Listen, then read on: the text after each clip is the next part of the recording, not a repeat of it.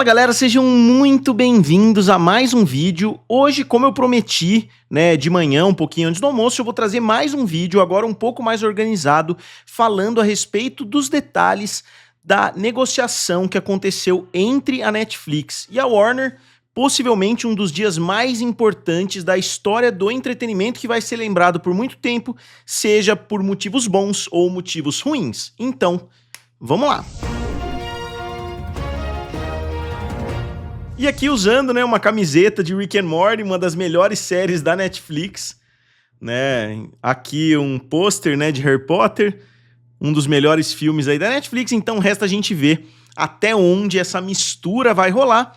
E eu decidi fazer alguns lembretes aqui junto com vocês pra gente dar uma olhada. Eu fiz algumas perguntas, eu li todos os comentários no vídeo que eu postei agora no comecinho do dia, e eu peguei os principais pontos que eu gostaria de abordar junto com vocês, isso com base nos comentários que vocês mesmos fizeram. Então, em primeiro lugar, o negócio já está fechado? Não está fechado, não é certeza absoluta ainda que a Netflix vai ser a dona. Eu vou explicar mais pra frente no decorrer do vídeo, mas só para deixar bem claro, vocês não vão encontrar um monte de séries da HBO amanhã na Netflix, porque é um processo longo e que pode ainda não acontecer. A Warner vai acabar? Agora vamos considerar, a partir de agora, vamos considerar que o negócio vai ser fechado, ou pelo menos tem 99% de chance dele de fato ser concluído. A Warner vai acabar? Não. A Warner a Netflix, falou de forma bem clara que a Warner vai continuar existindo, que eles pretendem, pelo menos, que a Warner continue existindo de uma forma quase igual existe hoje. Óbvio que vai ter uma sinergia muito maior com a Netflix do que hoje, possivelmente muito mais séries da HBO migrando para a Netflix, muito mais coisas que a gente ainda não imagina, nem eles imaginam. Eles fizeram uma apresentação hoje, fizeram um momento ali de perguntas e respostas, e é óbvio que essas perguntas surgiram e eles simplesmente não têm resposta ainda, e eu acredito porque a negociação acabou de ser fechada. Foi mais aquela negociação que eles fecharam antes mesmo de pensar em todas as ramificações. Um comentário que umas 10, 15 pessoas fizeram foi a respeito da Libertadores. O que vai acontecer com a Libertadores? Aqui no Brasil, os direitos esportivos vão migrar também para a Netflix, não necessariamente para o serviço de streaming, mas vão continuar pertencendo à Netflix, não vai ser desmembrado naquela empresa lá com a Discovery, etc., como eu expliquei no vídeo de manhã, muitos canais de televisão vão ficar, para Discovery, mas muitas coisas vão continuar nas mãos da Warner e, consequentemente, agora nas mãos da Netflix. Então, os direitos da Libertadores vão continuar, de alguma forma, nesse guarda-chuva. Produções para terceiros é uma coisa que quase ninguém fala, mas a Warner, ela produz muito conteúdo para canais de televisão que não pertencem a ela. Inclusive, eu imagino que muitos de vocês não saibam que Friends não foi transmitido em nenhum canal da Warner lá nos Estados Unidos. Ele era transmitido pela NBC, que seria a NBC aqui no Brasil, que é o canal que pertence à Universal. Então vocês imaginem, um dos maiores sucessos da história da Warner não era transmitido em nenhum canal da Warner, era transmitido em um canal de uma das suas maiores concorrentes. Big Bang Theory também é uma série que é famosa por ser da Warner, era transmitido na CBS, que pertence à Paramount. Então eles falaram que vão continuar produzindo séries para terceiros, porque a Netflix não produz série para terceiros, mas a Warner produz. Inclusive a Warner produziu muitas séries para a própria Netflix. Séries, se eu não me engano, a série do Sandman foi produzida pela Warner, inclusive é uma propriedade da DC, então tem uma sinergia já existente entre a Warner e a Netflix que agora vai ficar ainda mais forte. Os cinemas vão acabar? Essa é uma pergunta, não acabar, no geral, mas para a Warner. Será que a Netflix vai acabar com a janela cinematográfica dos seus filmes? Parece que não, pelo menos eles estão prometendo isso em todos os momentos. Eles falaram já na carta, depois eles falaram também na reunião. Depois, no final do vídeo, eu vou mostrar para vocês como vocês fazem para acessar essa reunião. Eles não vão acabar com a janela cinematográfica, o que o Ted Sarandos falou é que a janela cinematográfica ela é hoje um pouco antiquada, e ele não tá falando só da janela que o filme fica em cartaz, e sim do tempo que demora para um filme chegar em um serviço de streaming. Nesse sentido, eu concordo um pouco com ele, né? Porque antigamente um filme chegava nas salas de cinema, então você tinha que saber se o filme era um sucesso ou não, para você saber quanto você tinha que produzir, se valia a pena, qual o tempo de espera. Então você tinha que esperar essa janela cinematográfica justamente para você produzir, e aí você tinha aquele tempo de espera para criar um pouquinho de tensão.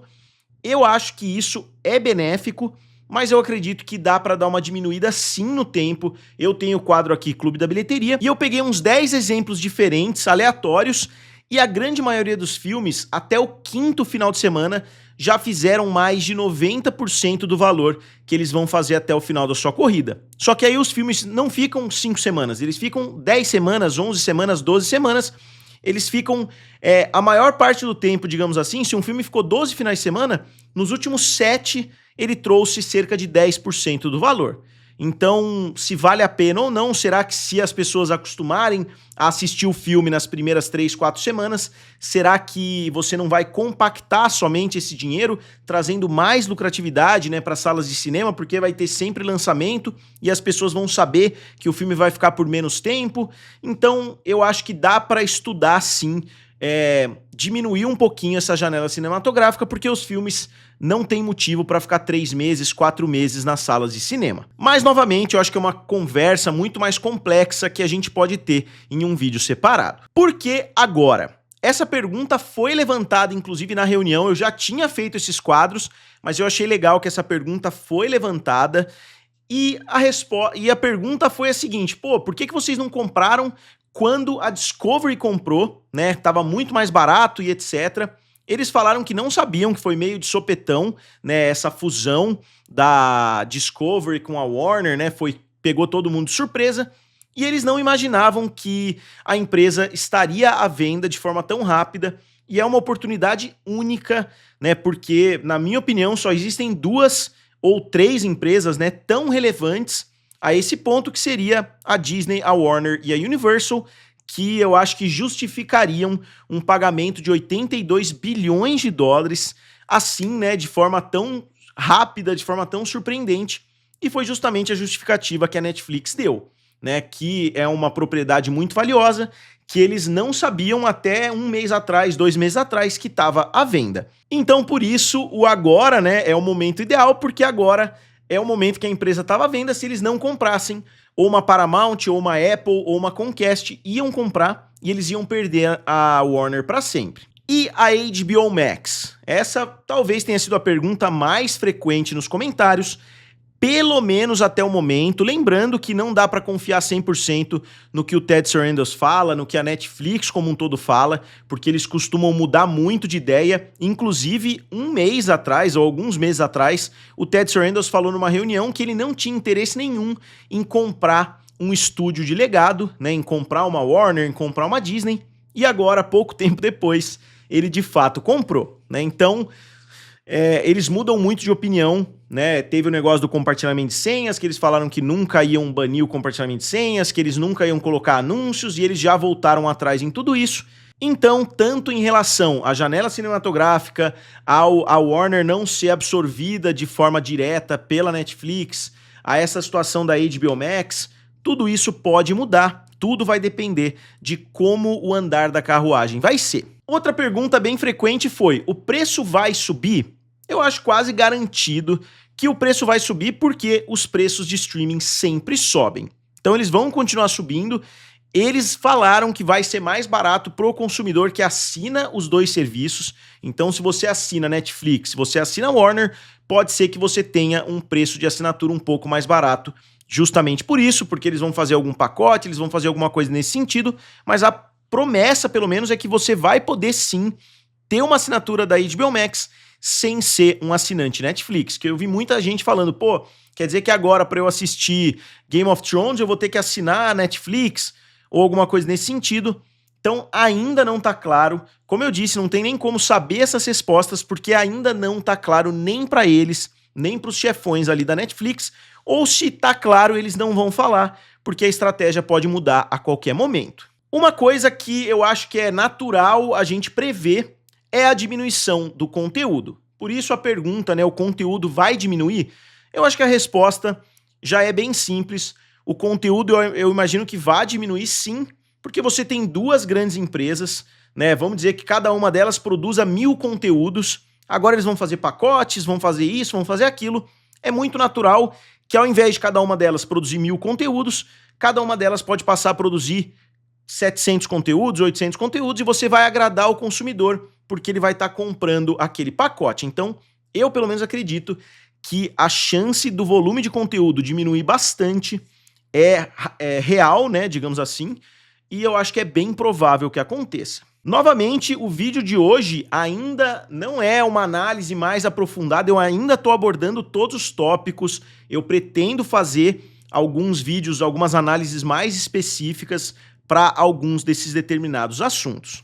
Os 50% vitalícios vão acabar? O clássico desconto da HBO Max que eu não consegui, né? Eu estava assinando na época o DirecTV Go e eu ganhei 5 anos de HBO Max grátis, né? Só que aí teve um rolo lá com valores, etc. Eu acabei deixando de assinar o DirecTV Go, mas quem assinou o desconto vitalício vai continuar? Eu imagino que sim, porque esse desconto vitalício é aquele que deve pegar todo mundo de surpresa. Vocês podem ter certeza, quando a Netflix for receber, né, o balanço da situação aqui no Brasil, em alguns países da América Latina, eles vão perguntar, pô, por que tanta gente paga só metade? Né, e vão falar, porque lá no mês de lançamento a gente decidiu dar um desconto vitalício de 50%, e a Netflix vai falar, não é possível que vocês fizeram isso. Então, eu não acho que eles vão mexer, eu acho que é uma inconveniência para eles ali, mas o Brasil, apesar de ser um país muito relevante, eu não acho que o volume de pessoas que tem direito a esse desconto de 50% seja tão grande assim. Então, eu acredito que eles vão sim manter, o volume deve ir diminuindo, né, com o passar dos anos, então eu acredito que não tem motivo para eles mexerem, a menos que a HBO Max seja absorvida pela Netflix. Aí eu acho que a situação seria totalmente diferente, porque aí a HBO Max não existe mais, né? Não é uma situação igual um rebranding, né, que aconteceu entre HBO Max e Max, porque o serviço continuou basicamente o mesmo, já seria uma situação, né, uma discussão muito mais difícil. E os canais de televisão? Os canais de televisão, na sua maioria, lá nos Estados Unidos, não vão continuar com a Netflix, né? Eles vão ser desmembrados em uma empresa que vai se chamar Discovery Global, se eu não me engano, e essa empresa, ela vai continuar existindo, possivelmente até ela ser vendida. Não acho que os acionistas vão querer manter essa empresa, provavelmente vão vender para alguma empresa aí de canais de televisão, para alguma Spectrum, alguma coisa assim.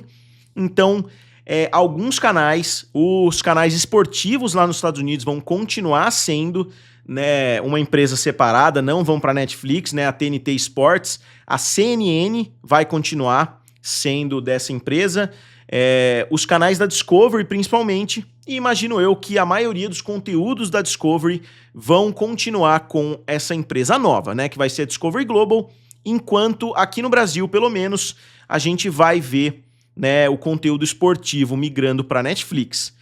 E Cartoon Network, o Adult Swim, muitos desses canais também estão incluídos dentro dessa negociação. Se eu não me engano, o portal HBO Max fez até uma listagem. Eu vou procurar rapidinho aqui para vocês. Ó, encontrei aqui, ó. Eles estão falando o que a Netflix comprou. HBO e HBO Max, eu já citei aqui para vocês. Warner Bros, New Line Cinema, o catálogo de filmes da Warner Bros Discovery, Warner Animation, Cartoon Network Studios e seu catálogo, que imagino que inclua a Adult Swim, e a Warner Brothers Games. E além disso, né, eu acho que tem aquele catálogo antigo da TCM, né, eu acho que eles têm muito do catálogo da MGM ainda, então tudo isso também tá junto nessa negociação. Mas a grande maioria dos canais de televisão que não são os de animação não vão ser parte do negócio. E as grandes sagas? Essa é uma pergunta que eu pretendo fazer um vídeo separado também, né, o que a Netflix deveria fazer com as grandes sagas. Até o momento nada foi dito. Eu imagino que eles vão colocar Game of Thrones na Netflix, porque eles já compraram muito conteúdo da HBO, tem bastante série, né? A Sete Palmos, Ballers, tem outras séries também disponíveis na Netflix que são produzidas pela HBO. Então acho que vai ser muito irresistível, né, pra Netflix colocar uma série como Game of Thrones, né, House of the Dragon e etc. Mas eu acho que eles vão continuar produzindo conteúdo novo dessas sagas pra HBO Max. Né? Não sei se fez sentido, eu acho que o conteúdo mais antigo eles podem jogar dentro da Netflix para manter aquele catálogo de pessoas assistindo as séries, mas o conteúdo novo vai ser feito lá na HBO Max para atrair novos assinantes. E agora a situação começa a ficar feia, né? Porque esses últimos itens podem acabar com todos os itens que eu falei anteriormente. Novamente, eu não gostei da compra, eu preferiria que a Warner continuasse sozinha, mas eu não queria que a Paramount Skydance comprasse porque os Ellisons agiram de forma totalmente errada, né, nessas últimas semanas. Eu não gosto do fato deles estarem usando o governo norte-americano tanto pro lado deles estarem ameaçando todo mundo. E agora, saiu hoje a notícia, né, na verdade já tinha saído anteriormente, eu já tinha falado aqui no canal, que se eles não conseguissem o que eles querem, eles iam tentar uma compra hostil, né? Eles iam tentar fazer uma hostile takeover, que é basicamente você tentar passar por cima de todo mundo, passar por cima da diretoria, passar por cima do CEO e você tentar comprar a empresa diretamente ou na bolsa ou dos acionistas, né? Eles pretendem pagar $30 para conseguir maioria, então ainda tá na mesa uma tentativa de tomada hostil da Skydance. E eu tava torcendo contra eles justamente por isso. O Larry Ellison é o cara mais rico do mundo, né? Ele e o Elon Musk estão sempre brigando ali. E ele tá usando todo o dinheiro, todo o poder, todas as conexões que ele tem com o governo norte-americano para basicamente fazer bullying ali, para ganhar esse negócio. E eu fiquei satisfeito que eles não conseguiram, mas nem agora eles estão satisfeitos, eles vão continuar brigando, vão continuar tentando comprar na força. O governo vai autorizar? Essa discussão eu acho que vai rolar bastante aí pelos próximos entre 12 e 18 meses, foi o prazo que a Netflix deu para essa negociação ser concluída, pelo menos esse é o período que eles têm expectativa que essa negociação seja concluída. Mas pode ser que leve muito mais tempo, pode ser que seja mais rápido, né? Quem sabe se o David Zaslav for lá bater um papo com o Donald Trump, eles não resolvam o assunto de forma muito mais rápida. A gente sabe que rolam essas negociações, quem assistiu o Succession aí sabe muito bem, né? Basta um almoço ali com o Trump que pode ser que tudo isso se resolva de forma muito mais rápida, mas é um problema muito grande, sim, que eles vão enfrentar, porque não só o governo norte-americano como um todo, através da figura do Donald Trump, como o próprio DOJ, né, falou que vai montar uma investigação e etc. E não dá para negar, né, que o primeiro serviço de streaming comprando o quarto maior serviço de streaming é, sim, bem questionável, só que aí muitas outras questões vão ser levantadas.